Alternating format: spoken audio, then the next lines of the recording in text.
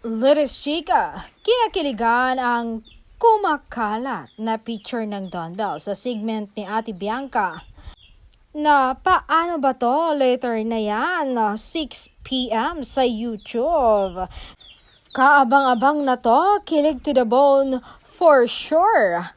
Picture pa nga lang nilang dalawa na holding hands at nakapatong ang kamay ni Master sa legs ng aktres na si Belle ay nagkakagulo na mga Don Bell fans. Paano pa kaya mamaya na mapapanood natin buong buo ang video nito?